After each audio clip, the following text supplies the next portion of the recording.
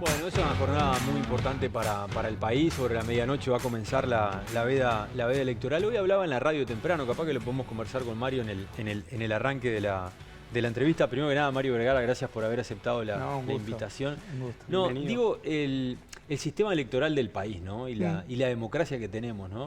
Nadie, por ejemplo, hoy pone en duda de que el que gane el próximo domingo asume el próximo gobierno. Bueno, no sería el Uruguay si fuera así. Pero está bueno vivir con esa sensación, con esa ¿no? tranquilidad. Sí, exactamente. Mira, si vos te acordás, seguramente te acuerdes, aunque eras muy joven, en 2004, cuando gana Tabaré, que gana en primera vuelta, los sondeos así de las encuestas en la hora en que terminaba la elección daba 50,4. Y ya eso fue, o sea, nadie pone en duda, ¿entendés? Yo creo que nosotros tenemos que seguir cuidando como el oro el funcionamiento institucional que tiene el Uruguay en general, en particular en la arena electoral, y el sistema político y las formas de vínculo del sistema político. Uno a veces le llama la atención que haya alguna punta que se sale de rango, pero en general hay un carril dentro de respeto, de intercambio, de diferencias, de disputas, de discusión, claro, pero que nos permite tener mucha civilidad en las relaciones políticas, y eso es bueno para el país, le da estabilidad y nos distingue, lamentablemente nos distingue, digo lamentablemente para los demás. Para los demás, claro. ¿no? Sí, ¿no? Y después lo otro, Mario, que me parece también importante. Ayer, por ejemplo, se habló mucho de economía, y dicen los entendidos en la materia que no hay incertidumbre. Digo, hay un camino, gane la derecha, gane la izquierda. Hay ciertos aspectos de lógicas de estabilidad macroeconómica que el Uruguay ha aprendido. Y cuando digo el Uruguay es que todos hemos aprendido. ¿Por qué? Porque sufrimos sangre, sudor y lágrimas con una crisis tras otra. Y creo que la crisis del 2002 fue la más aleccionadora en ese terreno. Y entiendo que hay ciertas áreas de la gestión, sobre todo en la parte macroeconómica, que están un poquito fuera de discusión. Eso es bueno. Después sí hay otra parte de la política económica que es más motivo de disputa, pero eso claro que es bueno, y sobre todo que no se generan esos temores, esas incertidumbres. Uy, si gana tal, capaz que hay un cambio drástico en las reglas de juego. Eso no pasa. Ya gobernaron todos también, ¿no? Ya gobernamos Entonces, todos y se mostró cómo gobernamos. O sea, el Frente Amplio, que fue, entre comillas, el último partido relevante en Uruguay en gobernar, ya mostró que no era portador de ninguna hecatombe en materia de reglas de juego, sino todo lo contrario. sí. Decíamos también, bueno, que quizá también la gran masa de indecisos responda a esa tranquilidad que igual tiene el uruguayo, más allá de que no defina a quién quiere votar, de que la robustez democrática se va a sostener de todas maneras, ¿no?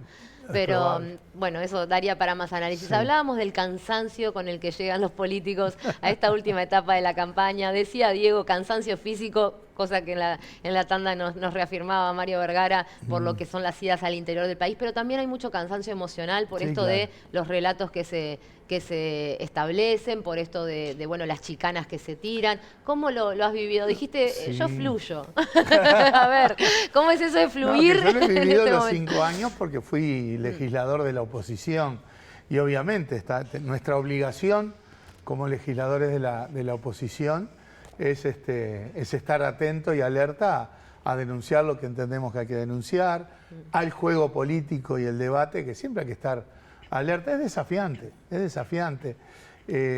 Y bueno, afortunadamente lo es. Claro que se llega a un periodo electoral intenso, largo, intenso, que tiene la interna, que tiene la nacional, ahora tiene el balotaje, tendrá después la municipal. Y sí, va haciendo mella, ¿verdad? ¿Qué es lo que más te generó en esta campaña cansancio emocional? No, hay que estar atento, siempre es estar atento a, un poco como decís tú, a los relatos, pero sobre todo a marcar sistemáticamente el tratar de generar una buena propuesta y un buen relato del lado nuestro, ¿verdad? Es más fácil rebatir relatos ajenos que conformar un relato consistente, y bueno, eso es desafiante. Yo creo que en general el Frente lo ha hecho. ¿esperabas que el Frente llegara con mayor intención de voto a esta altura del año? Porque el expresidente Mujica habló hace muy pocos días en una entrevista y dijo que gran parte de los esfuerzos se habían concentrado en el plebiscito impulsado por el Partido Comunista y otras organizaciones sociales, hablo de la seguridad social, y que él le había quitado un poco de pimienta quizás al tema de buscar votos en lugar de apuntar a la firma. Coincido. Yo sí tenía una aspiración, porque además venía siguiendo la tendencia en las encuestas, ¿no? Que el Frente Amplio venía con intensidad hasta determinado momento, que estaba 45, 46, y vos me decís, ¿cuál era mi expectativa en eso? Era más tirando a 46 que a 44. Habrá que analizar por qué en determinado momento el Frente entra en una meseta en ese proceso. Seguramente haya muchos factores y coincido con Pepe, no descarto que el tema de cómo procesamos el tema del plebiscito, sobre todo en la interna del Frente Amplio, no haya ayudado a consolidar esa tendencia, pero son cosas que después habrá que analizar además unos los mirarán de un lado, otros los mirarán del otro, como pasa siempre en el Frente Amplio, pero sí, mi a priori era un poquito más de apoyo del que obtuvimos en octubre, sin dejar de ver que veníamos de una elección anterior mala y que hubo una mejora muy importante en la votación del Frente Amplio, que aún así nos colocó en muy buena posición de cara al balotaje del domingo. Mario, en el debate presidencial, Álvaro Delgado dijo que él no iba a subir los impuestos, que el Frente Amplio lo iba a subir. Yamandu Orsi dijo que él se comprometía a no subir los impuestos. Álvaro Delgado dijo que en las bases programáticas del Frente Amplio existe un punto donde señala se van a subir los impuestos. ¿Cuál es la verdad? Si gana el Frente Amplio... Álvaro Delgado, primero me alegro que haya encontrado el programa, porque en toda la campaña no lo había visto. Ahora lo encontró y el otro día en el debate se pasó leyendo el programa del Frente Amplio. El problema es que lo leyó con un solo ojo, porque el programa del Frente Amplio habla de que hay, sí, mantener, o sea, primero todos tenemos claro que hay una carga tributaria general en el país que ya es suficientemente alta. O sea, creo que cuando desde el Frente también se enfatiza de que no va a haber un aumento de impuestos es combatir esa idea de que si gana el Frente va a haber un salto. No hay márgenes, no hay chance. La carga tributaria en Uruguay ya es suficientemente alta y nadie tiene sobre la mesa el talante ni la perspectiva de hacer un aumento significativo. Lo que sí dice el programa del Frente es que podemos seguir revisando. Primero va a haber cosas que revisar que vienen de tendencias internacionales. Acaba de cerrar el G20 en Brasil y uno de los temas principales tuvo que ver con este impuesto a los súper ricos. O sea, va a haber tendencias internacionales que nos van a obligar a revisar aspectos tributarios. Va a haber... Ese que pague más, el que tiene más. Eso ni que hablar. Esa es la tónica y el principio con el que nos manejamos. Lo que sí dice el programa del Frente es que podemos ir revisar y retocar cosas que vayan en la dirección de fortalecer los impuestos más justos, que son los impuestos directos a la renta, y suavizar los impuestos más regresivos, sobre todo los impuestos al consumo. Incluso se habla de la posibilidad de evaluar lo del IVA personalizado, que eso va a depender mucho de cuestiones tecnológicas. O sea, seguir en la tónica de lo que fue en su momento la reforma tributaria del Frente, de fortalecer los impuestos directos, suavizar los impuestos indirectos, pero en un contexto de una carga tributaria que esencialmente no debería aumentar. No hay margen para subir. Y te lo pregunto a vos porque sos un tipo de economía. ¿No hay margen para bajar? Este gobierno subió. Sí, ¿no hay margen para bajarlos? Y bueno, ahí va a depender del crecimiento económico, porque fíjate el panorama financiero, fiscal que recibe el próximo gobierno. Gane quien gane. Un panorama fiscal y financiero igual o peor que el del 2019. Un déficit fiscal un poco más alto, un nivel de deuda más alto.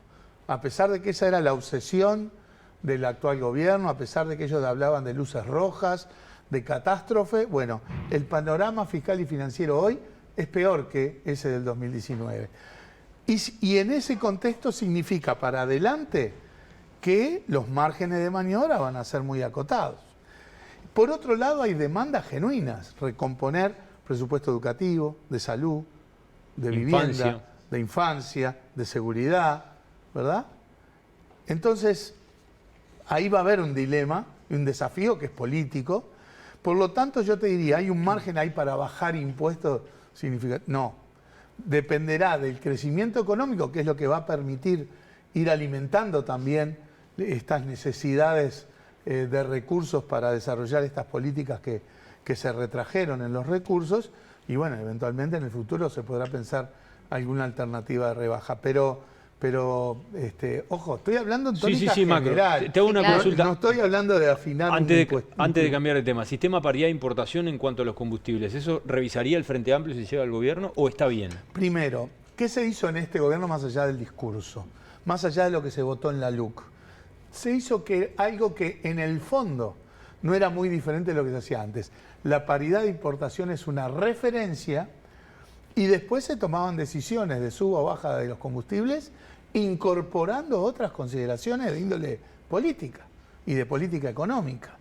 Si vos revisás los ajustes de combustible de este gobierno, prácticamente en ningún caso se ajustó lo que decía la paridad de importación. Siempre se habló de la espalda de ANCAP también para sostener un no aumento. Es otra variable que intervino. Entonces, siempre va a haber que tomar en cuenta la paridad de importación, siempre hay que tomar en cuenta el precio del petróleo, siempre hay que tomar en cuenta el valor del dólar, siempre. ¿En qué sí somos completamente distantes nosotros? En que esto haya que revisarlo todos los meses y genere ese marco de incertidumbre, de volatilidad, de falta de previsión con respecto a cuál va a ser el valor de los combustibles. Ponete en el lugar de una familia o de un productor, en donde el combustible es un insumo importante, que no tiene ni idea qué valor va a tener el combustible en 3-4 meses. Lo que se hacía en los gobiernos del Frente Amplio, tomando en cuenta la paridad de importación como referencia, era otorgar, sí, la espalda del Estado para que el valor del combustible se mantuviera por un año o por 9 meses. O sea, dar un horizonte de previsibilidad para quienes tienen que planificar la producción cuando el combustible es un insumo importante. Vergara, quería regresar a lo que había mencionado Diego de las palabras de Mujica en el marco de la campaña, en la recta final. Obviamente siempre que el expresidente Mujica habla, dice cosas interesantes y con cierta intención. ¿Coincide con lo que mencionó de Blanca Rodríguez también? De la forma de plantearlo como lo de repuesto y eso. Sí, no sé si la forma de plantearlo, pero sí que ella pudiera Blanca Rodríguez ocupar un lugar así. No sé, yo no me lo he puesto a evaluar. Lo que hizo Mujica fue relatar, en todo caso, ese proceso. Creo que lo hace de una manera que yo en particular no acompaño, no me parece una forma feliz de formularlo ni de razonarlo. Hay otra de las frases que también resonó bastante por ser el expresidente Mujica y además por aparecer en este momento de la campaña, en la cual critica a los políticos, entre ellos al presidente de la República, por haberse comprado un vehículo de $50.000. ¿Qué opinión le merece ese tipo de afirmaciones? No, yo creo que hay que centrar... Mujica es Mujica y a nadie sorprende que haga ese tipo de evaluación y bueno, me parece bien que lo haga. Pero yo creo que la discusión se tiene que centrar en las cuestiones de índole política. Y no es tanto una cuestión de índole política esa, de los lujos que se puede dar un político, por ejemplo, o las compras que pueda llegar a hacer. Bueno, entonces habrá que revisar todo lo que compra todo el mundo para evaluar eso. De todas maneras, es justo decir que Mujica dijo que se le fue la mano, que se fue de boca, ¿no? Claro. También es justo en decir. todo caso, ahí está el centro de algo. Yo creo que no. El centro de algo es ver cómo vamos a hacer mejores políticas en seguridad, en educación, en empleo de calidad, en vivienda, en salud, en combatir la fractura social. Me parece eso infinitamente más relevante. ¿Les parecía importante que tuviera presencia Mujica en este tramo final de la campaña? Le estuvo en Canelones, recorriendo. ¿Cómo no la va a tener? Pepe es un referente sustancial, es de la tríada de líderes que fue espectacular durante más de 20 años en el Frente Amplio, quien todavía está como dice él, para sus últimos cartuchos a nivel de campaña. Creo que hubiera sido impensable que Pepe no estuviera en la campaña. Vergara, ¿qué le pareció los dichos de Delgado que dijo que podía sumar a su equipo, si era presidente, un referente de izquierda? Y creo que Orsi también, de alguna manera, se manifiesta en esa línea de decir, voy a buscar a los más capacitados. Son cosas distintas, ¿no? Decir, voy a poner un ministro de frente, puedo poner un ministro de frente. Depende de cómo viene la cosa, ¿no? De cuál es el verdadero talante. Ese no es el mensaje que dio ese no es el mensaje que dio la población. Al decir pónganse de acuerdo, negocien. Mira, capaz que en esta propia mesa hemos hablado del talante nuestro, es decir, hay 3, 4, 5 cosas, las que acabo de mencionar, ¿no? La seguridad, la educación, la fractura social, el empleo de calidad, que son los temas angustiantes, preocupantes de la gente, que nadie tiene las soluciones mágicas y nadie puede pensar que se van a resolver en un periodo de gobierno por parte de un partido. O sea, que hay que dialogar y buscar políticas de mediano plazo, sin duda, sin duda. De ahí allá que el mensaje esté más en la órbita de puedo llegar a poner un ministro acá además, eso ya es de segundo orden. Lo importante es tener realmente la vocación de diálogo. En general en la campaña, yo del lado de la coalición no vi un talante de diálogo, porque es, incluso hasta en el debate, sistemáticamente es mirar para atrás, echar culpas. Va a tener que haber diálogo, va a tener que haber diálogo.